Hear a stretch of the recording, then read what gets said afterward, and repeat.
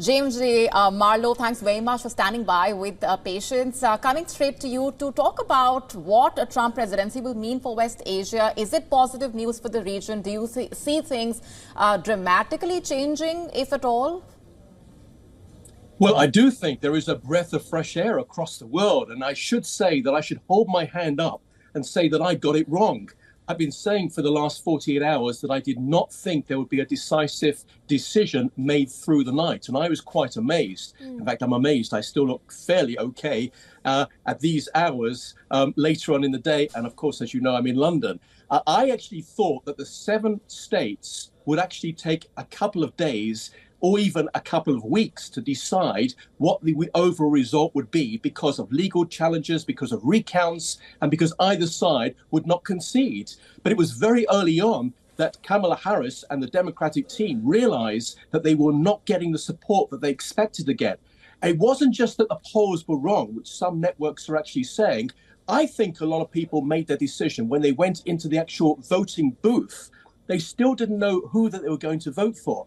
And remember that they had a very, very long ballot paper because it's not just the presidential candidates they're voting for. They're also voting for Congress people. They're voting for the people in the House. They're voting for a senator or a governor, or in some cases, in 10 states, they were voting on abortion laws. And it was quite common for some people to decide to put their vote with Donald Trump, the Republican candidate, but yet go for their local Democrat candidates within their own state.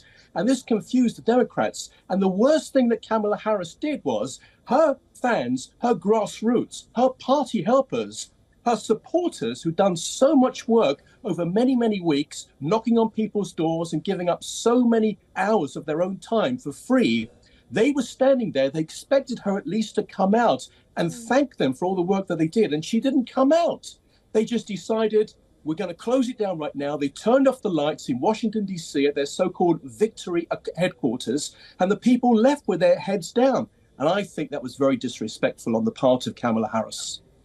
James, you pointed out how a Trump presidency would usher in an era of fresh air as regards the conflict in West Asia.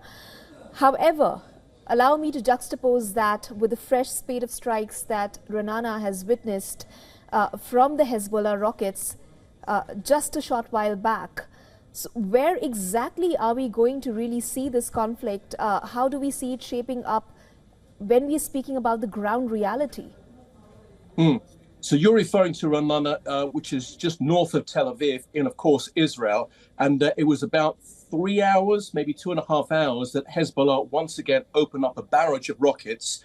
Sirens went off across the state of Israel, literally across. And the reason for that is because that sometimes there's debris that drops down. It's not clear where these long-range missiles are going to land. So therefore, the sirens go off. Everyone goes into their safe rooms or into the bunkers. And as we saw in Ra'anana, parts of it can still actually fall out of the sky. And you're probably referring to that picture that I tweeted out a short while ago that fell into a car in Ra'anana, which is just north of Tel Aviv. Look, I think the following. I think that we went wrong under the Biden administration. Firstly, the foreign policy under the Biden administration went all wrong after the Afghanistan disastrous pullback. Yes, Donald Trump was planning to pull back as well, but not at that specific time, not giving their allies 2 days' notice, and then leaving Americans behind, and also those vital Afghan people who did so much for the Americans working in their consul and working as translators. Them and their families got left behind. Totally wrong. And as a result, Russia, China, North Korea, Iran, they took advantage. I mentioned Russia. They took advantage of the situation. Even with regard to the Middle East war, Israel and Gaza, you had Joe Biden, who was actually saying that Israel should not go into that southern city in Gaza called Rafah, or Rafah in English. And they were outside for 3 months. The Israelis knew that hostages, 101 hostages, many of them now dead, were in those tunnels and are still in those tunnels. But the American administration said, don't go in there. I think if it was Donald Trump, he would have said, get the job finished as quick as you possibly can.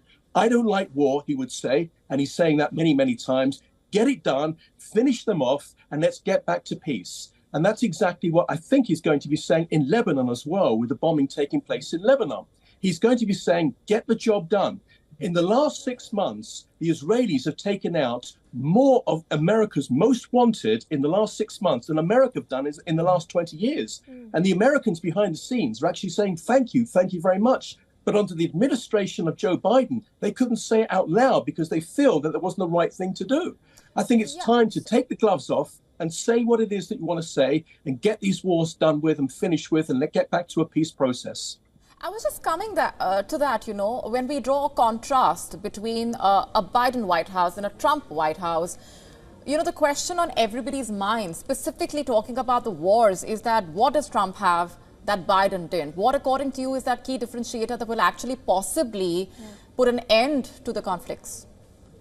Well, I think there's many things. Firstly, number one is that nobody really knows what's going on in Donald Trump's mind. And Putin doesn't like that. The Chinese leader doesn't like that. The North Korean leader doesn't like that. The Iranians don't like that because they just don't know how to play him.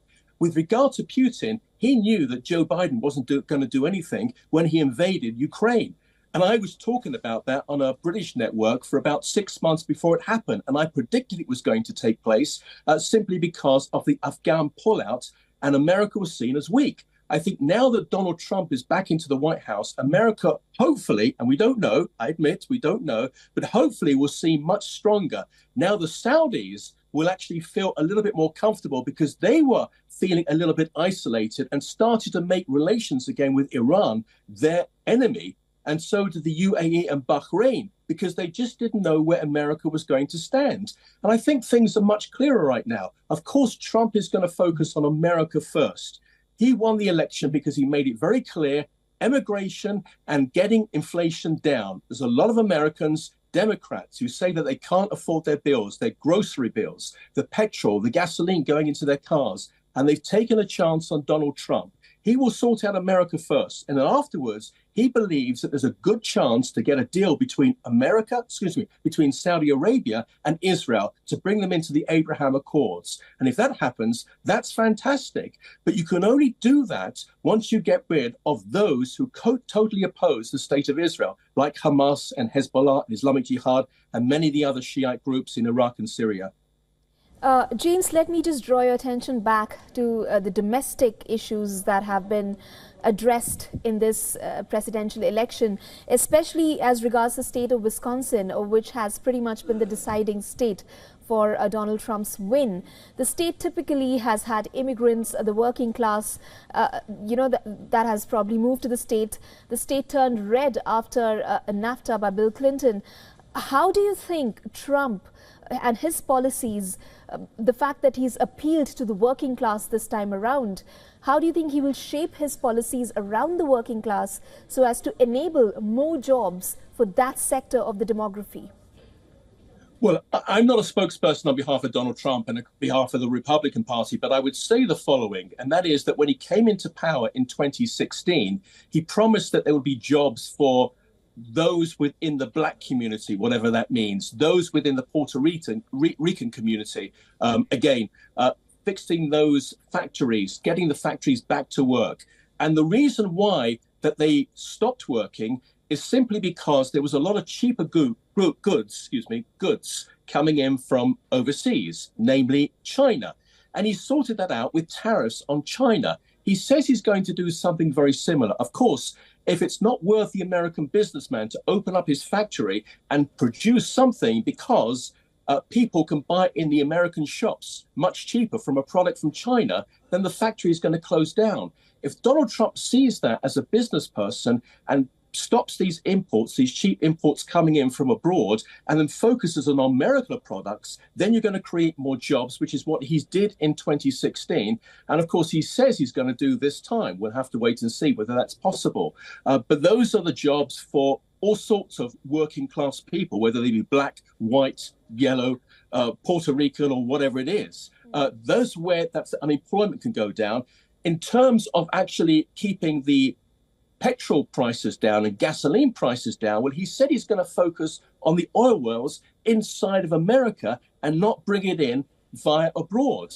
And one of the reasons he says he's going to do that is because there's more oil inside of America than there is in Saudi Arabia and other countries. And he said, why should we import it in when we've actually got it in our own country? Yeah, Let's start working on our own country.